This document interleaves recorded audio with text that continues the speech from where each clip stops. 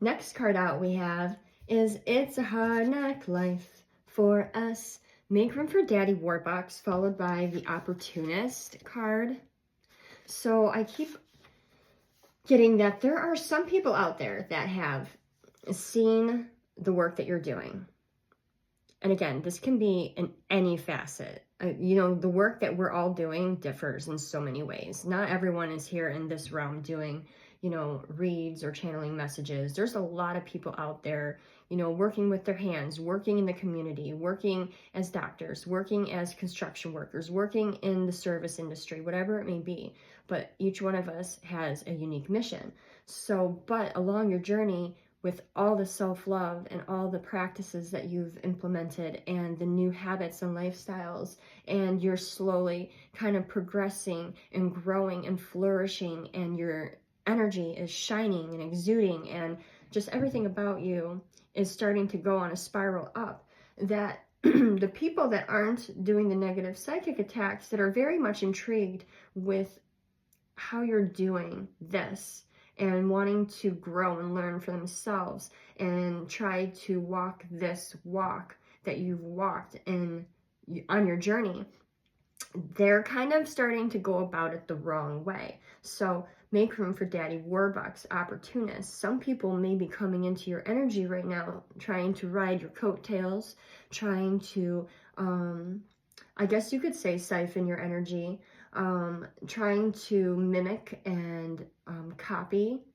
what it is that you're doing in order to better themselves. Or they might actually be coming in with offers towards you, or collaborations, but it's only because they see that you are an opportunity. They see how much growth you've made. They see how much abundance and how many blessings are coming your way. So in their head, you are a lucky charm. You are like a rabbit's foot. You are that thing that they say, you know what? If this person is in my corner and I can get them to work with me, then everything's going to start going better for me. And I don't have to do the work. I just need them to be my partner or be my collaborator. So keep that in mind. Spirit wants you just to use discernment when collaborating. Use discernment when new opportunities come knocking, because a lot of people don't want to do the work. They just want to use you for the energy that you provide and the skill sets that you have, and kind of ride your coattails. Next card out we have is You're Not in the Game, You're Watching. And with the Mr. Duncan card, so the Mr. Duncan, if you ever watched the movie Home Alone back in the 90s, it's a Christmas movie. I'm sure almost everyone knows what Home Alone is, but if you don't, it was a Christmas movie. And in the second movie, the main character was lost in New York, and Mr. Duncan was a toy shop owner, and the young boy was there, and he had done a good deed. And Mr. Duncan, being the owner, but he didn't know he was the owner because he was checking everyone out at the register. He was a sweet older man. He was modestly dressed. He didn't, overly talk about himself or have to say, guess what? I'm the owner. And, none of that. He just kept it to himself and saw this young boy do a really good deed. And because of that, at the end of the movie, the boy was blessed with good fortune from the owner of the toy shop. So what I'm getting is that, one, you're out there doing some very good deeds, and I don't think that you're out there trying to do the good deeds for the praise. I feel like you're genuinely trying to help and heal and to create an environment around you that you can truly vibe in. You no longer want to be surrounded in an environment that makes you feel bad about yourself. So you decided that you would create a circle and an environment of people and places that resonate with you and that create the atmosphere of a world that you hope for. And while you're doing that, there's a couple of Mr. Duncans out there watching. You may not believe it. You may not because you don't see it. But see, the thing is about the Mr. Duncans of the world is they don't have nothing to prove. They're not putting out there into the world who they are and what they own and how much money they have and what they're capable of. Because, see, they know what they have. They know what they own. They know what they're capable of. They don't have to prove it because they already know it. So there's 2 points to this card. You have to have more confidence in who you are and your abilities and your skill sets, and know your worth so well that you don't feel the need to have to prove it to anyone at all. Walk the walk. Just walk in the energy of who you know you are. That's all divine is asking you to do. And the second part of it is, while you're doing that, the Mr. Duncans of the world are paying attention. They do see you. And some of these Mr. Duncans are in spirit. Some of the Mr. Duncans of the universe are watching you from the spirit realm.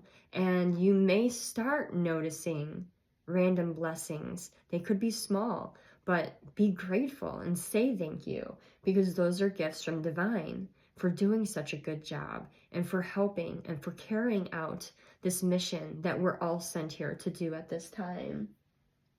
The next card out is Supreme, and there can only be 2. So with this, the Supreme card is giving me American Horror Story vibes, the whole like witch coven cult where there's a supreme, and when a new supreme rises, the original supreme passes on, like taking of the power and the energy source and whatnot. But see, there's something going on here with this collective. With this collective, we have shown that, so for a very long time, there is indeed covens, and there are indeed your high priestesses and your top dogs, and there are tiers of seniority. And I think our collective of light workers, spirit dwellers, people that can channel messages, people that are exuding these powers that really only ever kind of was utilized by secret societies and covens and cults for the longest time, that we have ruffled a few feathers, so to say. They feel like there can't be 2 of us. It could only be, this is how it's always been, and you guys are throwing off the balance that we are comfortable with. This is what we're familiar with. And then all of a sudden, all you people come out of the woodwork one day and have an awakening, and here you are, basically doing everything that we've worked so hard and studied and practiced and done our rituals to do for years and years and years. But what they don't understand, and some of them are starting to, is that this isn't about a tier system anymore. We're not looking for a top dog followed by like a pyramid scheme of power. We are showing everyone that we are using and collaborating and becoming like a big interwebbed knit of people. And we are all as one, a supreme power. Power is so much greater in numbers. Well, I know that we always say that, a person that can walk alone and take on a team of like 100 people is a powerful person. But imagine a team of 100 people that are all filled with the light and love, and they're fully stepping into their divine feminine or divine masculine. Oh my gosh, what a powerful group of people that is, doing the good work for divine, spreading good love and news throughout the world rather than toxicity and fear. That is something that many groups are starting to recognize. Some are very, very angry, but some are very enlightened. Like, okay, I'm going to jump on this bandwagon. I understand. There no longer has to be a tier system. There no longer has to be the death of one for the rise of another. This is a new era, the Aquarian era, where we're all unique, but we can all come together and work in tangent with one another to push forward like one unanimous message. So after that, I pulled from another deck, and it's kind of like the final parting message we have here is comfort zone, followed by solitude. We have I'm releasing fears, stepping out of my comfort zone to come close to you. Now, some of these cards, because this isn't pertaining to any individual or any kind of like relationship, this is very much about your energy. So I'm not going off of what the cards actually say, but more so the energy of what Divine's trying to say. Comfort zone, solitude, soulmates, reunion.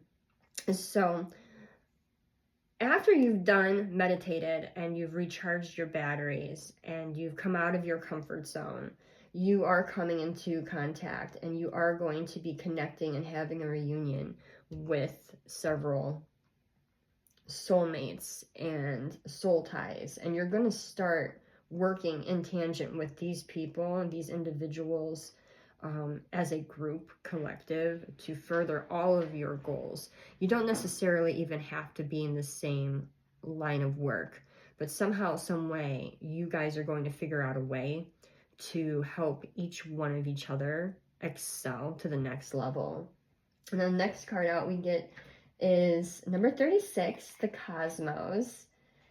It says, ascend. I connect to oneness and expand my awareness. And the book says, you are in a powerful cycle of spiritual expansion.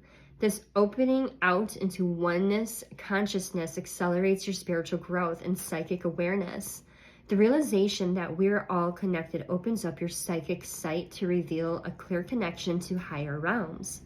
The Sisters of the Cosmos are supporting you to extend your awareness to the infinite potential and possibilities available to you. Lift your vibration and ascend to the Pleiades vision of unity. Willingness to see higher vision creates expansion. So that actually literally ties into everything that we talked about today, which I always love when that happens because it really helps validate the message coming through the way it's supposed to. And with that, I was channeling messages earlier today when I was out of the house, and I asked Divine to give me one solid, like one more message to close out the reading I'm going to do this morning. And what came through, I saw a sign, and the sign says Proud Union Home. And then literally, like, I thought to myself, yeah, unity. We need to come together and work as a team. All of us light workers and spiritualists and people that are here to raise the frequency and to teach lessons of love, we need to start banding together and work together as a team. And after I saw the Proud Union Home, I saw 555 and the word kind. So those are really good validating messages for me from Divine. And the final card I have here is Impermanence. It says, life is always changing and I drift easily through those changes, good and bad. As I drift through hard times, I can take comfort in knowing that I will leave them behind. As I drift away from good times, I can take comfort in knowing that more will come my way. Impermanence is an equal opportunity non-entity. Another validation about, you know what, we don't have to have a pyramid scheme. We don't have to have one person in control. We don't want one person leading a group anymore when we can collaborate and work together and be so much more powerful as a team. Now, back in the day, they may have had to have a tier system because so many people were operating out of their egos and out of a lower frequency and mostly out of their lower chakra systems that someone with good wisdom and discernment and clear seeing was probably always put to the top of the pyramid in order to lead the group in the right way. But now that so many of us are awakening and our consciousness is opening and we are becoming connected and we are finding our soul families and we are all able to commune and talk to and channel divine, that it's a no-brainer that we should be working together and not against each other. There shouldn't be anyone above anyone. It's a group effort. So with that, the final message of the day going into this weekend is to, one, sit with yourself, take time to recharge those batteries. It's the weekend, and if you're not supposed to work, take that time to refresh, to regenerate. Take good care of yourself. It is very important because this isn't a race to the finish line. This is a journey. You're here on a mission. Enjoy the time that you're here. And that is your message. Have a great weekend. I'll catch you on the next one. Bye-bye.